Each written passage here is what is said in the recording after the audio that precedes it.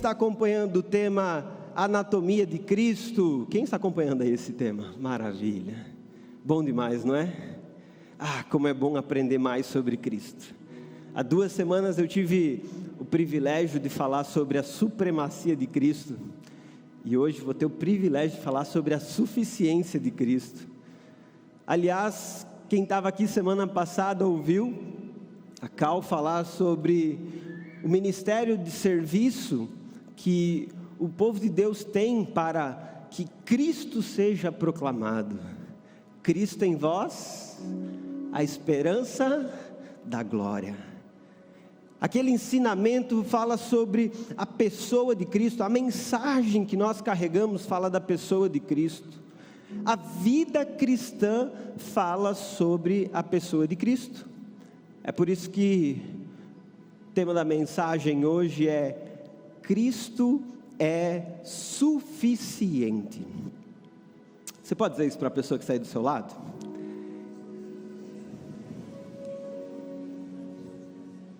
Cristo é suficiente, meu irmão. Você já fez uma pergunta para alguém dizendo: e aí, quem é Jesus para você? Essa pergunta às vezes aparece no GP, né? E a resposta: Jesus é meu tudo. Você já viu? Mas o que é esse tudo? Jesus, ele é bom, né? Ele é tudo de bom. Mas o que é tudo de bom? E sabe que por vezes nós até dizemos: Jesus é suficiente, Jesus é meu tudo de bom. Mas nós não entendemos profundamente como isso se aplica à nossa vida. Paulo estava falando com esses irmãos sobre o desenvolvimento espiritual deles, sobre o amadurecimento. Afinal de contas, o propósito dele era apresentar todo homem maduro diante de Cristo.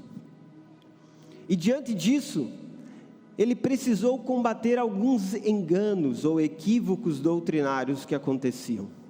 Mas antes de combater os enganos, Paulo precisou estabelecer um alicerce muito claro, e é o que nós vamos ler no capítulo 2, versículo 6 de Colossenses. Abra sua Bíblia, por favor, Colossenses capítulo 2, versículo 6, onde diz: e agora, assim como aceitaram Cristo Jesus como Senhor, continuem a segui-lo.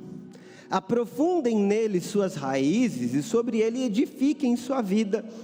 Então, sua fé se fortalecerá na verdade que lhes foi ensinada, e vocês transbordarão de gratidão. Feche seus olhos, vamos orar.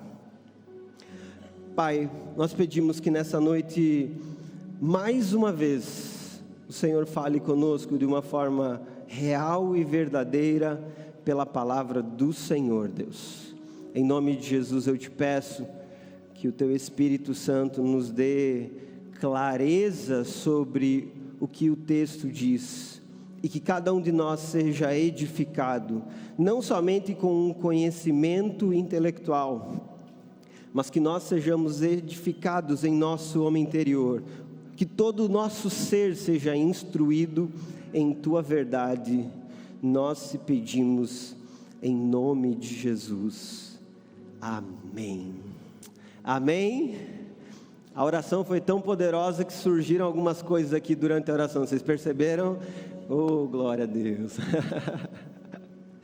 Interessante esse texto que o apóstolo Paulo está falando algo muito direto para os irmãos.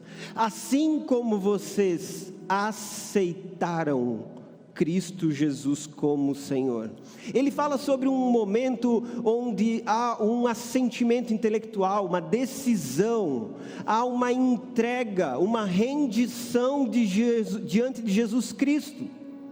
Aceitar a Jesus é se render a Ele, é reconhecer quem Ele é reconhecer aquilo que Ele realizou, é reconhecer que Ele é o Salvador. Aceitar a Jesus é o primeiro passo da caminhada de fé, é o início dessa nossa ação, como uma resposta àquilo que o Senhor fez por nós. E Paulo aqui está dizendo, assim como vocês aceitaram a Cristo Jesus, ou seja, assim como no passado vocês fizeram uma decisão por Cristo Jesus, continuem a segui-lo. Não rompam, não parem de seguir a Cristo Jesus.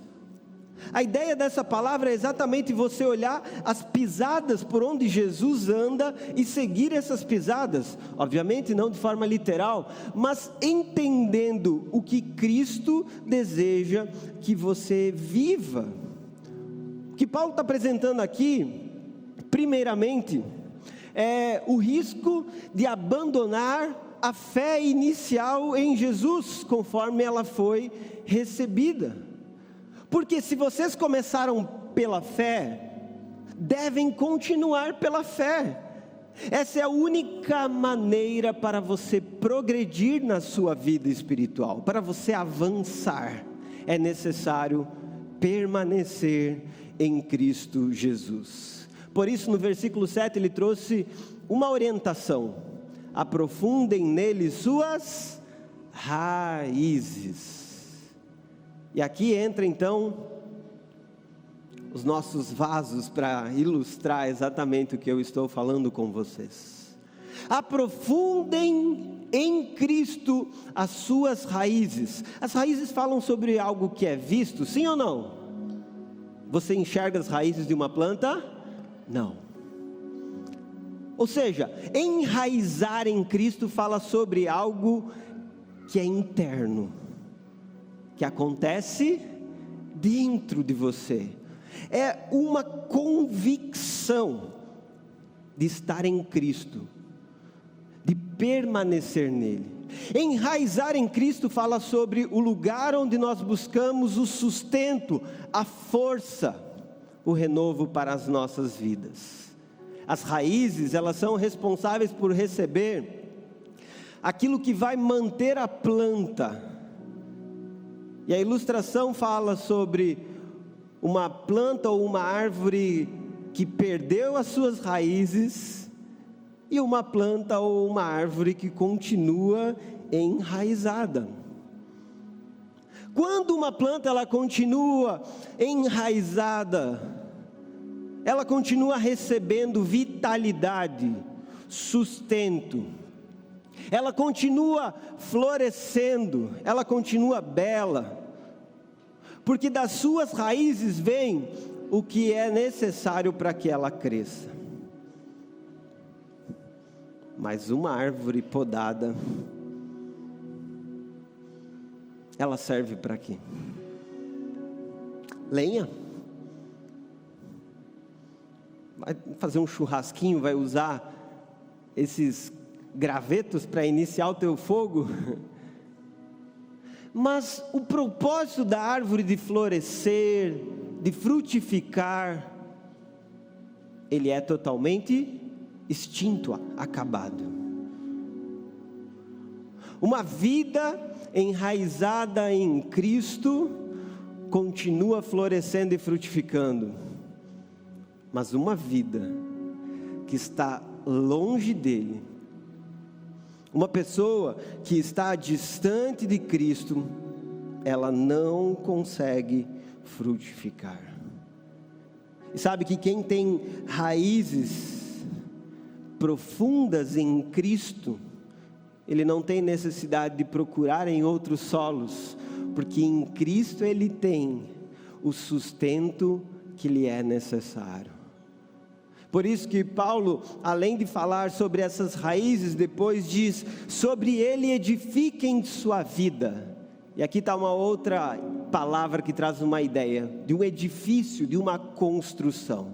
Aí eu pergunto para você: quando você chega diante do prédio, você vê uma grande obra, aquilo é visível, é perceptível diante dos olhos, é exterior, é algo que aparece. Portanto, Paulo está falando das raízes, do que é invisível, e ele está falando daquilo que está por fora, daquilo que é percebido diante dos outros, Tanto as raízes como os frutos precisam estar em Cristo Jesus. O crescimento ele começa internamente e ele continua externamente. Ou seja, o que Paulo está falando é que uma pessoa que está em Cristo Jesus, ela é ministrada internamente, mas isso ecoa em todos os seus atos. É por isso que no final do versículo 7 ele diz: e vocês transbordarão de gratidão. Os momentos em que nós somos mais gratos são aqueles que nós estamos mais enraizados e aprofundados em Cristo. Você já percebeu isso na sua vida, na sua caminhada? Que aquele momento em que o seu coração se enche de alegria e de gratidão é porque você está em Cristo de tal forma, você está percebendo a vida de Cristo em você tão grandemente que você explode de uma profunda gratidão e louvor ao Senhor. E se você perceber na carta aos Colossenses, até aqui no capítulo 2, Paulo já falou de uma forma muito profunda sobre o que é estar enraizado em Cristo e aquilo que nós vivemos nele. Olha só que interessante, a expressão em Cristo, ou algo relacionado a estar em Cristo, está lá no capítulo 1, versículo 14, onde ele diz: em quem temos a redenção.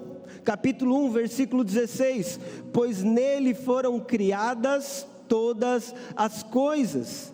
Versículo 19, porque Deus achou por bem que nele, em Cristo, residisse toda a plenitude.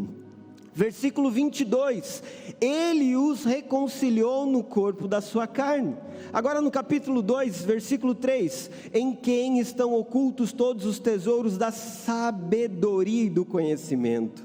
Versículo 6, continuem a viver nele. Versículo 7, estando enraizados e edificados nele. Versículo 9, porque nele habita corporalmente toda a plenitude da divindade. Versículo 10, nele, em Cristo, vocês receberam a plenitude. Versículo 11, nele também vocês foram circuncidados. E versículo 12, no qual vocês também foram ressuscitados. Não é coincidência Paulo falar tanto sobre alguém que está em Cristo, e as consequências, a realidade dessa pessoa que está totalmente enraizada, aprofundada em Cristo Jesus. Ele é, preste muita atenção nisso, Cristo é a base da sua salvação, mas também Ele é a base para o seu crescimento espiritual. Se você deseja crescer, você precisa estar em Cristo. Isso é primordial, isso é essencial. Por isso eu faço uma pergunta para você hoje: onde estão as suas raízes? Onde estão fixadas, firmadas, enraizadas a sua vida? Onde está enraizada a sua vida? Isso faz toda a diferença na forma como você vai viver e seguir nessa vida. E é nesse ponto onde nós percebemos o apóstolo Paulo começando a alertar a igreja. Alertar sobre o quê? Sobre a heresia de Colossos. A heresia de Colossos, que nós já temos falado até aqui de forma muito superficial. Na porção de texto que nós vamos ler hoje, ela é escancarada. E o apóstolo Paulo, ele não é brando, não. Ele é muito direto em tratar um grande equívoco que estava chegando até aquela igreja. Alguns falsos mestres estavam querendo ensinar no meio da igreja algo que divergia ao ensino dos apóstolos.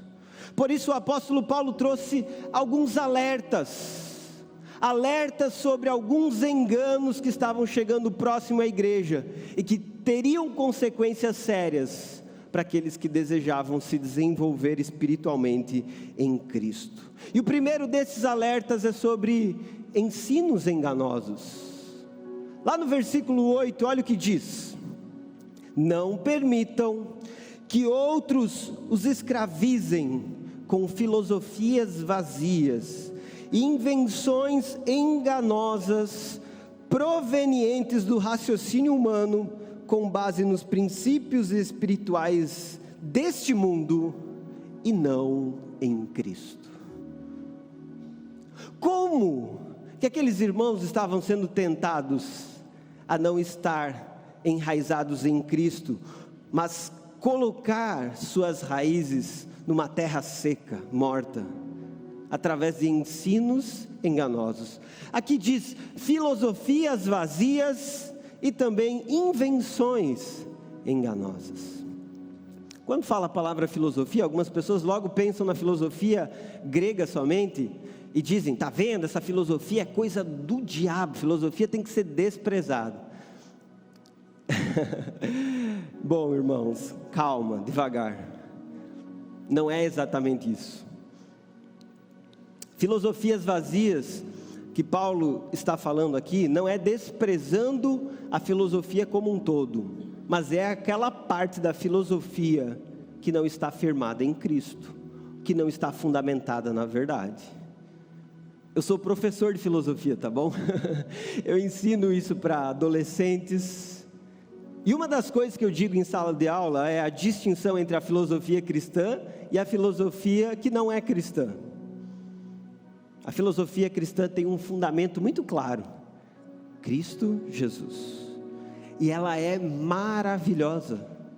Nós falamos de Tomás de Aquino para os alunos, nós falamos sobre Agostinho, desenvolvemos esse pensamento de filósofos cristãos, e não demonizamos esse aspecto da filosofia.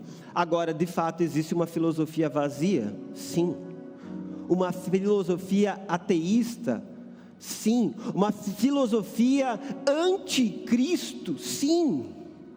Existe uma filosofia que é contrária aos ensinamentos da palavra de Deus, ou uma busca por um saber que não está fundamentado na verdade que está na palavra de Deus. E essa filosofia vazia, que é uma forma de enxergar a vida, uma forma de acreditar as coisas, uma forma de viver nessa terra, isso é um engano. E esse engano, como diz Paulo, pode escravizar as pessoas. Você já viu pessoas traumatizadas porque foram escravizadas com enganos? Pessoas que estão feridas porque ouviram algumas ideias que trouxeram confusão. Pessoas que receberam uma bagagem que não é Cristo ou seus ensinamentos, e como consequência disso, elas estão perdidas. Tomem cuidado, porque os mestres do engano, eles escravizam pessoas e desprezam a pessoa e a obra de Cristo Jesus. Tem mestres do engano que se levantam, por exemplo, em suas redes sociais. Talvez você nem perceba, mas eles estão falando com você diariamente, transmitindo para você uma filosofia vazia, um conhecimento sem a firmeza de Cristo. E depois você se pergunta: o que é que tem me feito ficar tão cansado, tão frio espiritualmente, tão distante de Deus? E eu te digo, é esse conhecimento que não está fundamentado em Cristo Jesus.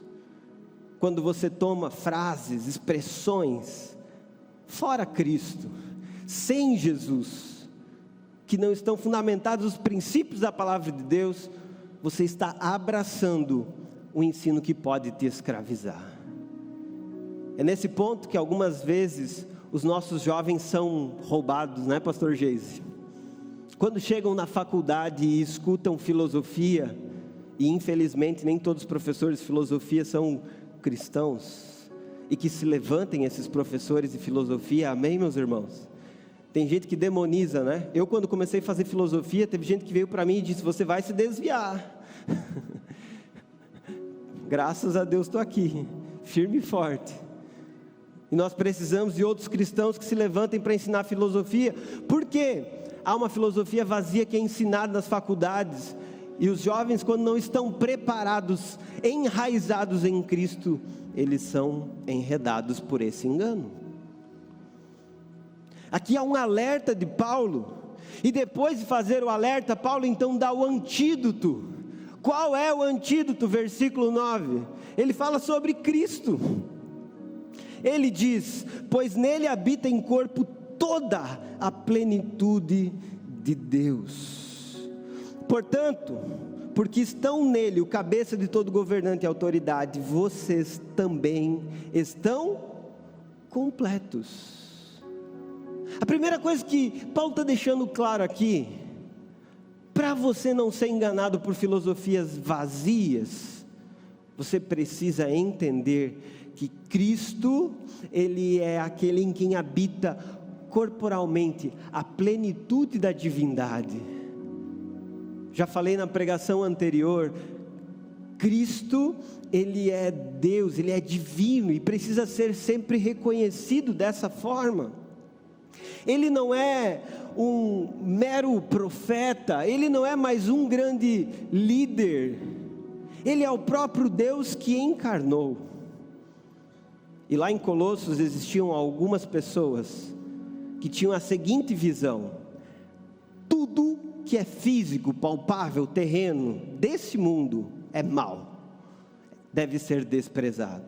A matéria é má, é o mundo das sombras, porque aqui nas sombras nós temos algo que não tem grande valor.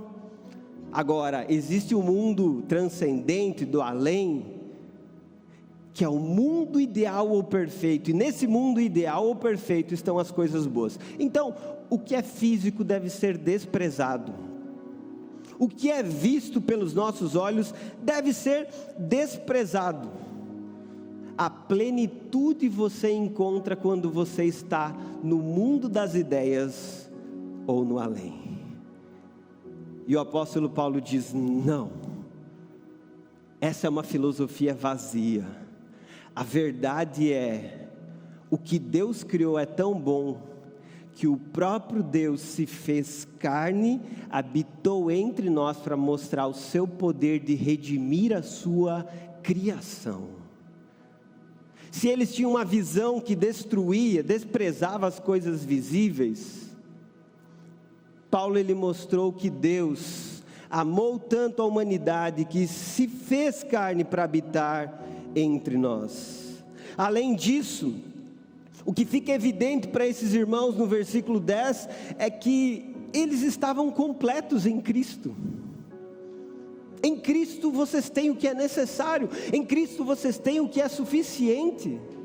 Vocês não precisam se alimentar desse engano, vocês não precisam encher a mente com esse outro ensino. Em Cristo vocês estão completos. E a partir do versículo 11 ele mostra a completude que Cristo realiza na vida do seu povo. Olha o que diz lá versículo 11: em Cristo vocês foram circuncidados, mas não por uma operação física, e sim espiritual, na qual foi removido o domínio de sua natureza humana. Aqui Paulo está falando sobre o novo nascimento que Cristo opera na vida do homem, onde há a remoção do domínio da sua natureza pecaminosa. Quem está em Cristo não é circuncidado fisicamente, é circuncidado no coração, é ministrado no interior, recebe uma nova natureza, nasce para Deus, para os propósitos que Deus estabeleceu. Depois do versículo 12, ele apresenta um outro momento da caminhada do povo de Deus, no batismo. Quem aqui já foi batizado? Quem já foi batizado? Olha o que Paulo diz: no batismo, vocês foram sepultados com Cristo, e com Ele foram ressuscitados para a nova vida por meio da fé, no grande poder de Deus que ressuscitou Cristo dentre os mortos. Sepultados é uma linguagem metafórica para dizer: você desceu naquelas águas do batismo, e ali morreu um antigo homem, ali morreu quem você era antes de Cristo. De maneira clara, o batismo ele vai simbolizar aquele momento em que você deixa uma vida para começar outra nova. Você é ressuscitado através do poder de Deus. E é verdade, não é exatamente no ato do batismo que isso acontece literalmente, mas o ato do batismo, ele apresenta, ele expressa essa realidade que acontece no nosso ser. Versículo 13: vocês estavam mortos por causa de seus pecados e da incircuncisão de sua natureza humana, então Deus lhes deu vida com Cristo, pois perdoou todos os nossos pecados. Deus derramou vida sobre nós. Cristo, Ele proporciona uma nova vida, onde nós somos, de uma maneira clara, limpos, purificados pelo Senhor. Versículo 14 ainda ele diz: Ele cancelou o registro de acusações contra nós, removendo-o e pregando-o na cruz. E aí quando ele fala registro de acusações, eu pergunto para você: você já computou os seus pecados? Já anotou aí os seus pecados? Não, né? São muitos para a gente anotar. Mas a ideia que o texto está trazendo é como se tivesse um registro da nossa vida, onde as acusações contra nós, elas pesavam sobre nossa vida. Quando falamos de acusações, falamos de pensamentos pecaminosos, palavras pecaminosas, ações que são contrárias aos princípios e à lei que o Senhor estabeleceu. Mas o que Paulo está dizendo é que Ele cancelou a dívida que nós tínhamos. Você já teve uma dívida perdoada? Dívida literal, física. Alguém pegou suas contas e está lá, fez um cheque, pagou, ou então fez um Pix e quitou, tirou teu nome do SPC e Serasa. Receba, irmão. Já aconteceu? Você já teve uma dívida quitada por alguém? Você já teve alguém que pagou uma conta sua? Pegou um boleto e disse: eu vou pagar teu boleto, vou te ajudar. Ou então, alguém que chegou e pegou a sua conta e pagou na janta. Aliás, aproveita e diz para a pessoa que está do seu lado: quer pagar minha janta hoje? Deixa Deus te usar, meu irmão.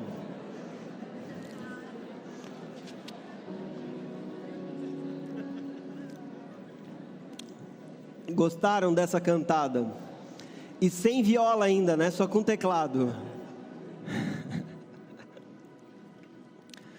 Pois bem, seria bom alguém pagar a conta, né? Meus irmãos, o que Paulo está dizendo é: a nossa dívida contra Deus foi cancelada por Cristo Jesus. Toda ela. Vocês não precisam de alguém que pague a conta para vocês. Vocês não conseguem pagar a conta dos seus próprios pecados. Suas obras não vão pagar a conta dos seus pecados. Suas boas obras não vão te redimir. Cristo já realizou isso. ele cancelou o registro de acusações, pregando-os na cruz. Isso quer dizer que houve um preço, e o preço foi pago por ele na cruz. Ainda no versículo 15 diz: desse modo desarmou os governantes e as autoridades espirituais, e os envergonhou publicamente ao vencê-los na cruz. Aqui Paulo fala sobre seres espirituais que eram exaltados naquela cidade. O povo de Colossos era muito místico, eu já vou falar um pouco mais sobre isso, mas eles tinham uma supervalorização a poderes espirituais, a autoridades e governantes, principados e potestades. E aqui Paulo está dizendo o seguinte: ei, irmãos, esses principados e potestades, governantes, autoridades espirituais, eles foram envergonhados por Cristo. Essa expressão envergonhados, ela era muito utilizada quando um general romano, ele ia em uma de suas batalhas, vencia um exército inimigo, tomava o seu rei, espólios da terra e retornava para Roma. Quando ele chegava em Roma, acontecia o chamado triunfo romano. O que era? Era um desfile, onde o general vinha na frente com o seu exército, com o rei do exército inimigo, com espólios das outras terras, e desfilava diante dos romanos, demonstrando a sua vitória publicamente. O que Paulo diz é que isso aconteceu quando Cristo morreu e ressuscitou. Ele triunfou sobre esses líderes ou essas autoridades espirituais, e ele assim demonstrou a sua vitória na cruz. Aqui nós temos uma importância ou um assunto importante para a nossa reflexão. Como diz Calvino, aqueles que não descansam satisfeitos em Cristo ofendem a glória de Deus, desejando algo acima de sua perfeição. Além disso, são também ingratos, visto que buscam em outro lugar o que já possuem em Cristo. Quando os olhos saem de Cristo e vão para outro lugar, o ser humano ele demonstra o quanto ele está desprezando a obra que Cristo realizou. Fiquem alertas, tomem cuidado com essas filosofias vazias. Além disso, o apóstolo Paulo ensina que esses irmãos devem ficar alerta contra uma condenação por práticas que os irmãos poderiam viver. Lá no versículo 16 diz: portanto, não deixem que ninguém os condene pelo que comem ou bebem, ou por não celebrarem certos dias santos, as cerimônias da lua nova ou os sábados. Aqui nós temos então uma condenação legalista. O que é o legalismo? É alguém que estabelece sobre o outro uma lei ou uma obrigação que não é fundamentada na verdade da palavra de Deus. Alguém que quer que o outro siga regras que ele mesmo estabeleceu, mas que não são necessárias. E o que Paulo está deixando claro é que existiam pessoas obrigando eles a comer determinadas comidas e não comer outras. Você está proibido de comer picanha, viu? Você está proibido de comer aquele tipo de carne, sabe? Aquele que você corta, que escorre um negocinho, está proibido. Proibições acerca de dias, dizendo o seguinte: você precisa guardar esse dia. Se você não guardar, você não é salvo. Olha só, esse engano acontecia naquela época, relacionado também a festas. Você precisa celebrar a cerimônia da lua nova, ou ainda, você precisa estabelecer uma dieta específica. Enfim, eram pessoas legalistas, que impunham sobre outros regras, que diziam: para você ser salvo, você só pode usar calça, ou você não pode usar calça e tem que usar a saia. Quando há uma limitação de salvação nessas coisas que não foram estabelecidas pela palavra de Deus, há um desvio das Escrituras, é o engano. E eu entendo que por vezes pessoas até bem intencionadas querem se firmar nessas leis para tentar garantir, provar a sua salvação, mas todas as vezes que nós estamos criando leis que Cristo não estabeleceu, nós estamos criando outro fundamento, e qualquer outro fundamento não é o Evangelho de Cristo Jesus. Você está entendendo o que eu estou falando? O legalista, ele vai apontar o dedo para desprezar os outros, para desprezar a forma como o outro vive. O legalista vai olhar para algumas coisas exteriores e estabelecer: se usa cabelo dessa cor ou daquela, é mais santo. Se tem ou não tem tatuagem, é menos santo. E o que Paulo está dizendo aqui é que um cristão verdadeiro, ele vai fugir desses enganos e vai voltar para aquilo que é a realidade. Versículo 17: pois essas coisas são apenas sombra da realidade futura, e o próprio Cristo é essa realidade. Como eu estava explicando no início, essa sombra está relacionada ao cumprimento de leis do Velho Testamento, cumprimento de alguns princípios do Antigo Testamento. Só que o detalhe é que tudo no Antigo Testamento aponta para Cristo. O sistema sacrificial mostra que é necessário um sacrifício, alguém que morra. As leis cerimoniais mostram que há necessidade de um Salvador.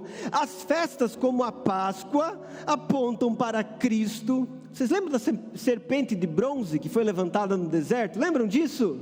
Ela fala sobre Cristo. O Antigo Testamento é um apontamento para Cristo. E todas as vezes que alguém lê o Antigo Testamento querendo criar regras e obrigando os cristãos a seguirem essas regras, está mandando viver debaixo de sombras. Mas eu pergunto para você: o que é uma sombra? A sombra ainda não é a realidade. Se você está num lugar e enxerga uma sombra chegando perto de você, você sabe que tem alguém chegando? Sim, mas ainda não é a pessoa. Quando a pessoa chegar e você enxergar a pessoa, aí sim, você perceberá quem ela é.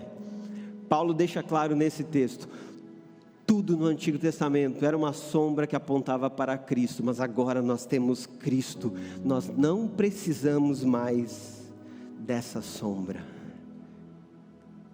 E aqui você vai lembrar da música que nós cantamos: importa que ele cresça, maior que toda sombra que a gente projetou. As sombras de Cristo são os apontamentos sobre quem Ele é, mas no nosso coração Ele precisa crescer mais do que essas sombras.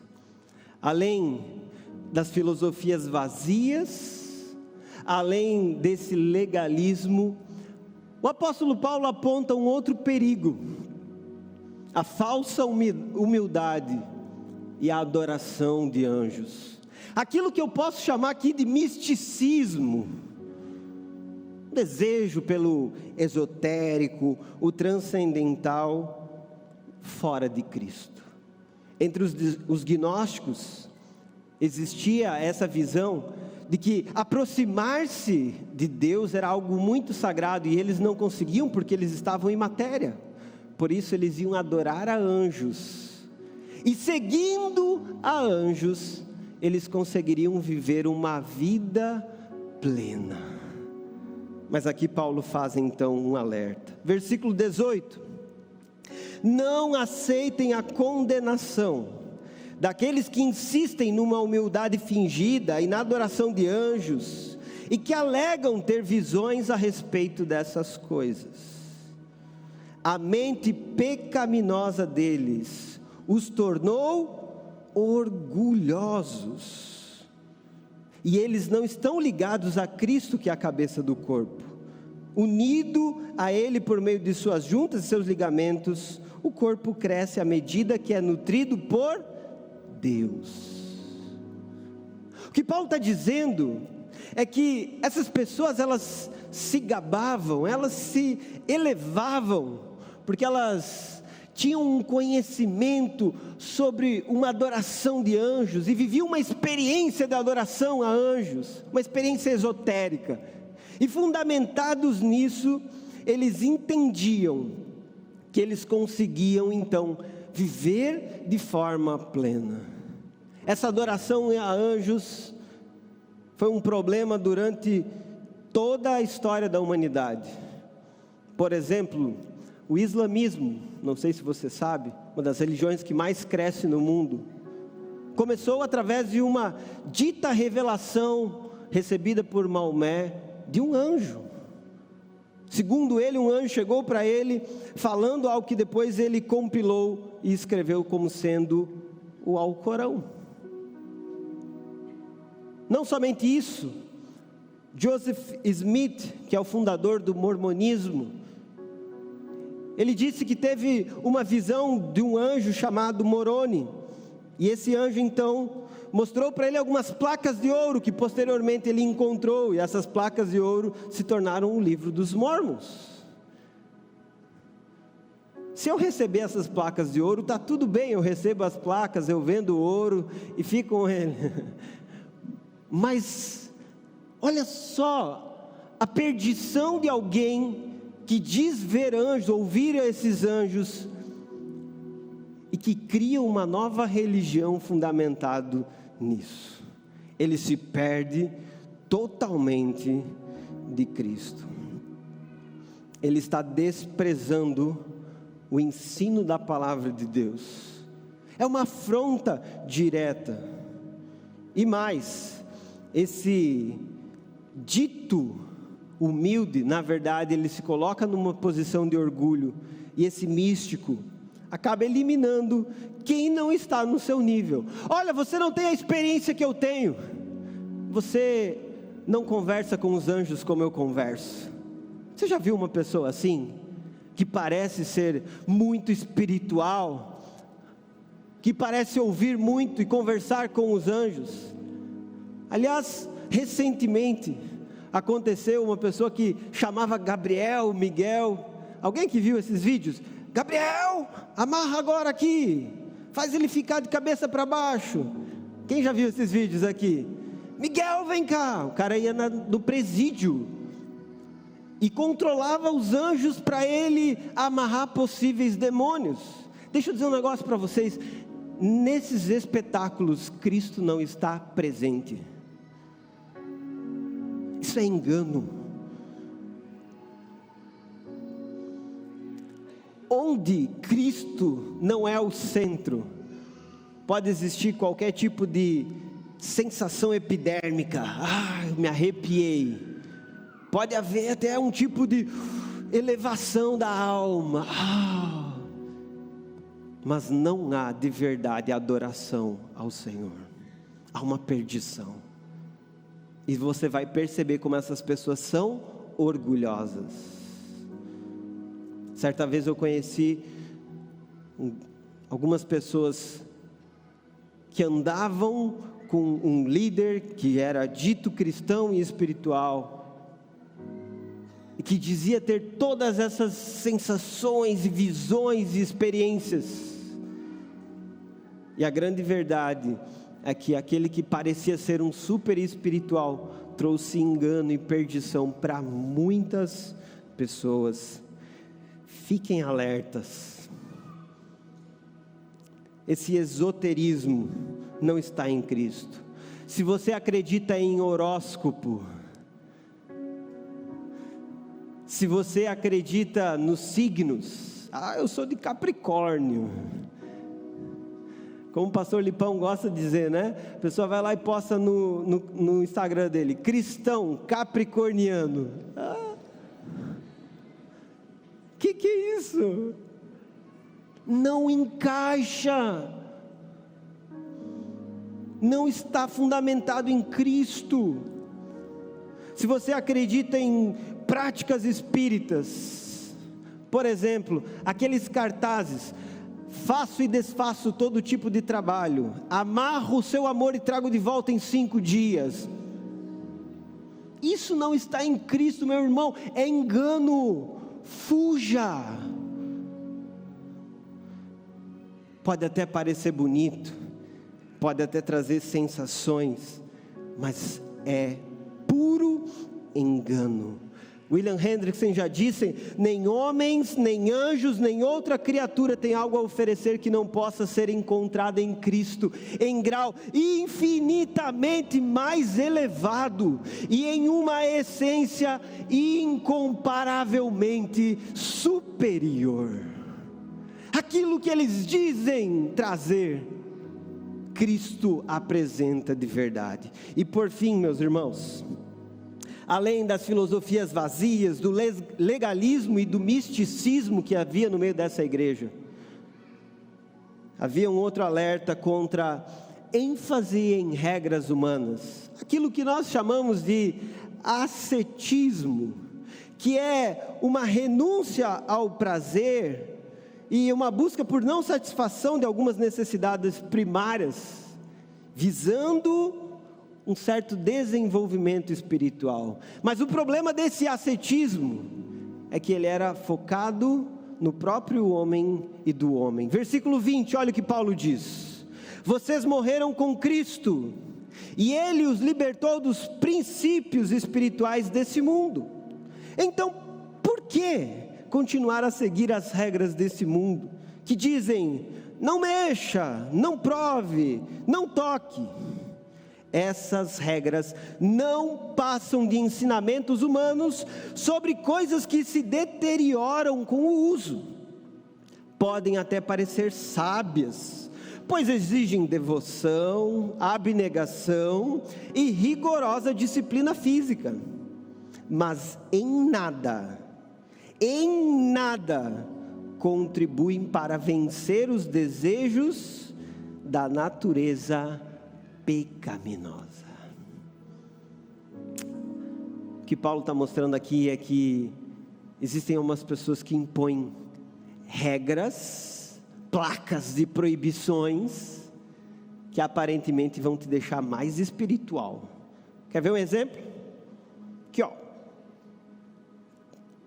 A bermuda ou a calça ou a saia tem que ser para baixo do joelho, 2 palmos, 2 dedos. Se for no joelho, já está pecando. Mostrou o joelho, já é pecado. O tamanho da blusa, já é pecado. Ou quando você impõe regras e proibições relacionados a exterior, as coisas que estão por fora, e vai eliminando coisas de maneira rigorosa, sem que haja um quebrantamento ou ministração do coração. Isso é muito grave. Na história da igreja trouxe sérios problemas. Por exemplo, houve um escritor cristão, Orígenes, que no final do século III, indo para o século IV, ele viveu de uma forma tão rigorosa que ele vivia jejuando, descalço, ele se abstinha completamente de álcool, de sexo, de prazeres do seu corpo físico. Por quê? Ele tinha essa visão: eu quero viver para Deus, então nada que traga prazer para o meu corpo eu vou viver. E o problema é que quando ele estava estudando Mateus capítulo 19, versículo 12, ele interpretou algo de uma forma muito literal. Ele diz assim o texto: assim mesmo se fizeram eunucos por causa do reino dos céus. E conta a história que Orígenes castrou a si mesmo para deixar de ter desejos sexuais. E aí eu pergunto para você: É disso que o Evangelho está falando? A resposta óbvia é não. Essas proibições exteriores, que não estão fundamentadas em Cristo, elas geram uma vaidade para a pessoa, mas na verdade são uma falsa religião. E nesse ponto quero dizer para você que nós temos que tomar cuidado, porque até mesmo aquilo que é ensinado por Cristo como sendo bom e verdadeiro, pode ser deturpado pelo nosso coração pecaminoso. Por exemplo, jejum. A Bíblia ensina sobre o jejum? Sim. E o jejum é muito bom. Quando eu tinha 18 anos, eu fui para o seminário. E quando eu olhei a grade, os horários do seminário, eu vi que o café da manhã tinha 30 minutos, era muito tempo. Eu tomei uma decisão. Vou jejuar no café da manhã. Oh, coisa boa. E meus irmãos, foi maravilhoso. Comecei a jejuar, não ia na terça, na quarta, na quinta e na sexta tomar café da manhã. Ficava orando, lendo a Bíblia. Depois ia para a sala de aula. Aquelas aulas pareciam assim que eu estava no céu. Coisa maravilhosa. Mas passou o tempo. E aquilo começou a se tornar um pouco mais pesado. Eu comecei a pensar na possibilidade de não mais fazer esse jejum, fazer outro. Até que um determinado dia eu fui almoçar. E a tia Osana, gloriosa tia Osana, chegava do lado, muito carinhosa, dava um abraço. A tia Osana chegou e disse: meu filho, eu vejo que você não vem tomar café da manhã. Você está jejuando, né? Ah, como você é um homem de Deus. Oi. Ela não sabia que o tal homem de Deus estava querendo parar o jejum. E aí foi engraçado, meus irmãos, que aquilo ficou na cabeça. Porque eu jejuo, eu estou sendo um homem de Deus, eu não posso parar de jejuar. O que ela vai pensar de mim? Passou uns dias, meus irmãos, fazia uns 10 minutos que eu estava lá orando. Os alunos todos tinham ido tomar o café da manhã. Eu comecei a orar e comecei a sentir o cheiro do cuscuz. Eu comecei a imaginar aquela manteiga da terra, carne de charque, sol. Aliás, tem um irmão aqui que prometeu cuscuz e não fez ainda para mim. Estou te lembrando na pregação, meu irmão. Não vou citar teu nome, por enquanto. Mas eu quero esse cuscuz. Mas, irmãos, naquela hora o Espírito Santo quebrantou meu coração e disse: para, Robson, sepulcro caiado, está aí fazendo que jejua como hipócrita.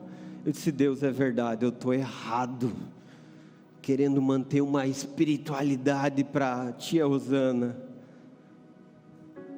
Entrego a ti esse jejum, amém. Fui tomar aquele café delicioso, glória a Deus. Depois disso eu fiquei livre, meus irmãos. Tinha dia que eu jejuava no café, no almoço, às vezes na janta, às vezes não jejuava, e estava bem. Eu me libertei daquela regra, para provar que o meu corpo está sendo espiritual. Caminhar com Cristo é sobre isso, meu irmão. Tem dias que você vai sim deixar de comer, você vai se esforçar mais fisicamente. Acontece esses momentos, mas você não estabelece isso como um padrão para elevar a sua espiritualidade diante dos outros. É uma prova de rendição, é uma necessidade de busca pelo Senhor. E você percebe que o que Paulo diz aqui nesse texto é que não tem sentido. Exige devoção, abnegação, rigorosa disciplina, mas não contribui para vencer a natureza pecaminosa. Por quê? É uma mudança só exterior. E em Cristo a mudança precisa começar nas raízes, lá dentro. E é por isso que eu pergunto para você nessa noite: onde estão suas raízes? em obras que estão sendo mortas, secas, que estão somente trazendo uma aparência diante das pessoas, ou estão de fato em Cristo, que é aquele que provê o sustento, aquele que provê a vida, aquele que de fato traz transformação. Somente em Cristo nós temos essa verdadeira vida. Por isso eu concluo essa mensagem, voltando lá para o versículo 6. Assim como vocês aceitaram a Cristo Jesus como Senhor, continuem a segui-lo, aprofundem nele as suas raízes, e sobre ele edifiquem a sua vida. Você precisa se voltar para Cristo, meu irmão. Você não precisa de outras regras. Você não precisa de atalhos. Pelo contrário, fuja dos aparentes atalhos. Volte-se para Cristo. Ele é tudo o que você precisa hoje. Ele é tudo o que você precisa para a sua salvação. Ele é tudo o que você precisa para o crescimento espiritual. Você precisa de Cristo Jesus. Eu quero fazer aqui algo muito especial para 2 grupos de pessoas. Eu quero que você preste muita atenção nisso. Primeiramente, eu quero falar com você que não está firmado em Cristo Jesus. Você que acredita nos astros, você que acredita nos espíritos, você que até hoje achou que existiam vários caminhos para a salvação, você que até hoje esteve buscando uma experiência espiritual verdadeira, mas ainda não encontrou.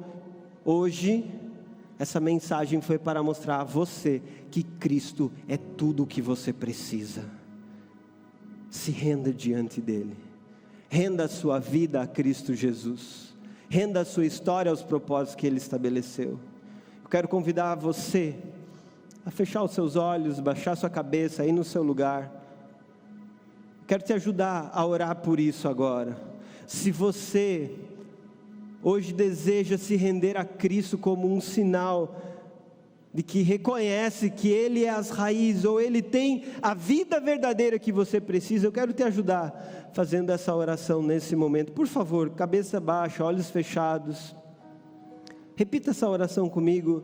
Senhor Jesus, eu entendi nessa noite que eu preciso estar firmado em Ti, por isso eu me rendo ao Senhor com todo o meu coração. Guia os meus passos. Eu entrego a Ti a minha vida e Te recebo como meu Senhor e Salvador, hoje e sempre. Amém e amém. Ainda com os olhos fechados e a cabeça baixa, eu quero muito orar por você que fez essa oração. Aí mesmo no seu lugar, eu gostaria que você erguesse uma de suas mãos como um sinal de que você orou se rendendo ao Senhor nessa noite, entendendo que Ele é tudo o que você precisa. Amém, amém. Aí no seu lugar, levante uma de suas mãos, você que está demonstrando nessa noite que se rende a Ele, aos seus propósitos. Amém, amém. Eu quero muito orar por você que ergueu a sua mão aí no seu lugar. Por favor, se coloque em pé. Eu quero orar pela sua vida agora e colocar você diante do Senhor Deus.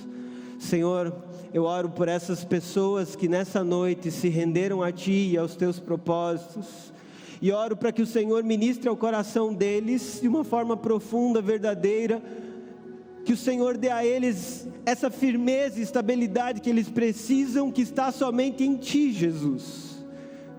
Eu oro para que o Senhor dê a eles a vida do Senhor, e que essa vida plena os ajude a viver algo novo todos os seus dias, em nome de Jesus Cristo. Amém. Glória a Deus, aleluia. Você pode aplaudir o Senhor. Glória a Deus. Glória a Deus, amém. Quero dizer para você que fez essa oração no final do culto, nós vamos estar lá na direita, lá no lounge, em frente à nossa sala de oração, para receber você, conversar contigo sobre essa entrega para Jesus. Nós queremos te ajudar a caminhar, te ajudar sobre os próximos passos. Amém? Mas eu quero falar ainda com outras pessoas aqui. Quem aqui ainda não se batizou? Quem não se batizou ainda? Levante uma de suas mãos. Quero falar diretamente com você, que se rendeu já a Cristo, mas que ainda não se batizou. Entenda, o batismo é um marco importantíssimo na sua caminhada de fé. O batismo é algo muito especial. Por isso quero convidar você para assistir rapidamente um vídeo que fala sobre essa realidade da nova vida em Cristo Jesus.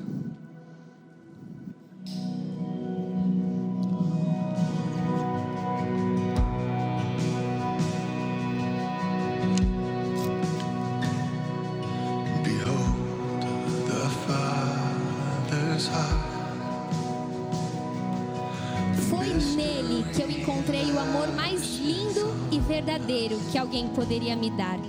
Ele me salvou de mim mesma e hoje eu entrego tudo o que eu tenho. O nome dele é Jesus e a minha vida é tua, meu amado. Glória a Deus, Stephanie. Mas eu, quando jovem, já cheguei a questionar a existência de Deus por falta de entendimento e influências. Mas pela sua graça fui encontrado justamente no tempo certo, nas vésperas de passar um dos maiores desafios em meu casamento.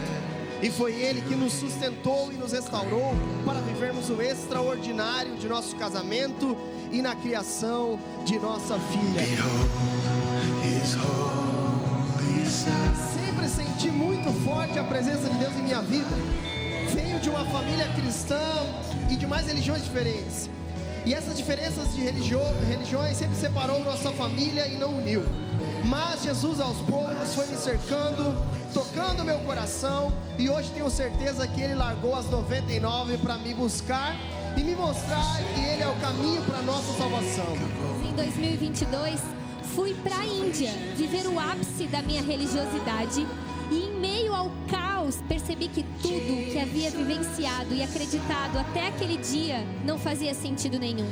E nesse amor em Cristo, quero permanecer, seguir e servir por toda a eternidade. Alice! Fiz essa escolha, pois quero viver algo novo e extraordinário. Eu estou mais do que pronta para ter esse recomeço. Glória a Deus, Alice!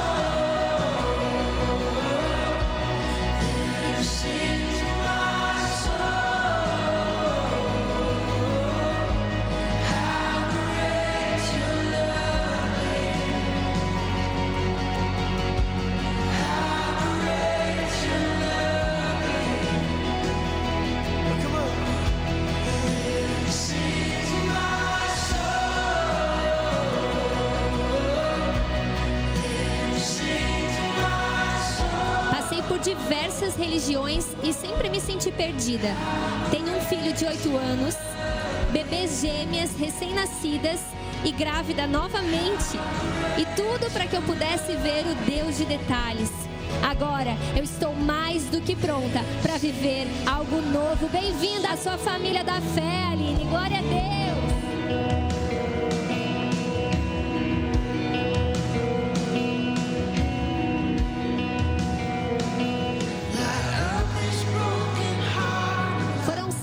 Anos lutando contra um diagnóstico de infertilidade. Em 24 de março eu fui curada fisicamente no evento secreto. Hoje me batizo e entrego a minha vida e do meu filho Samuel, que carrego no meu ventre, para a honra e glória de Jesus.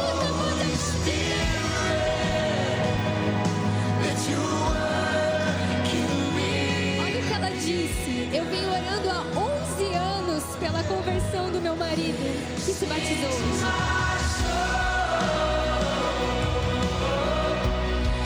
Estou muito feliz e grata em poder me batizar com o meu marido e o meu filho. Gratidão à onda e ao meu Senhor. Vale a pena orar pela salvação dos seus familiares. Vale a pena, Jesus venceu. Eu só tenho isso pra dizer.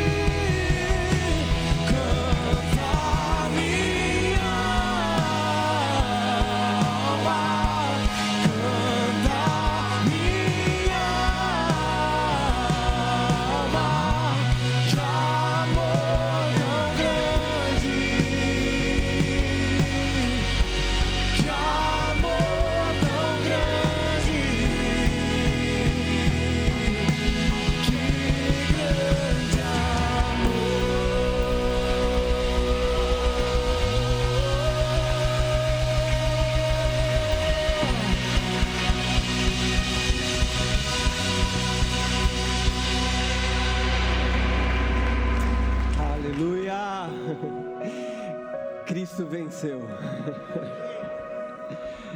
Esse testemunho me impacta demais. Cristo venceu. A vitória de Cristo é real. Nós temos uma nova vida. Nós não precisamos de outro além dele. Nós precisamos somente de Cristo Jesus. Quero fazer um convite a você que ainda não se batizou. É esse o momento para você se render a Cristo. Provar, demonstrar publicamente sua fé no Senhor. Em breve nós vamos ter um batismo. Se você tem alguma dúvida sobre isso, procure um dos pastores, procure um dos nossos voluntários com a camiseta amarela, vai orientar você. Mas meu irmão, aquilo que Cristo fez internamente vai aparecer diante dos outros. A demonstração, uma delas é o batismo. Faça isso.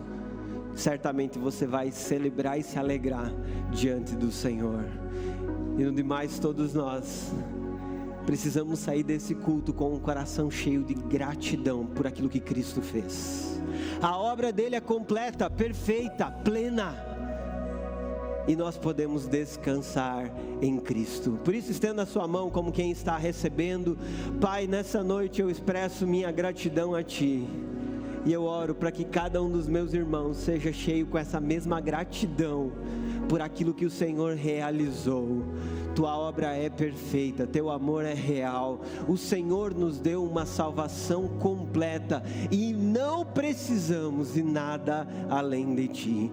Que essa verdade ministrada nessa noite enche o coração de cada um dos Teus filhos que nos acompanha aqui em Joinville ou em outras cidades. E que o amor de Deus Pai, a graça de Jesus Cristo Filho e a consolação do Espírito do Senhor estejam sobre a igreja do Senhor, nesse lugar e em toda a terra, hoje e sempre. Amém, amém, glória a Deus, amém, querido. Eu quero que agora você saia do seu lugar, abrace seu irmão, deseje para ele uma ótima semana, que Deus abençoe muito sua vida.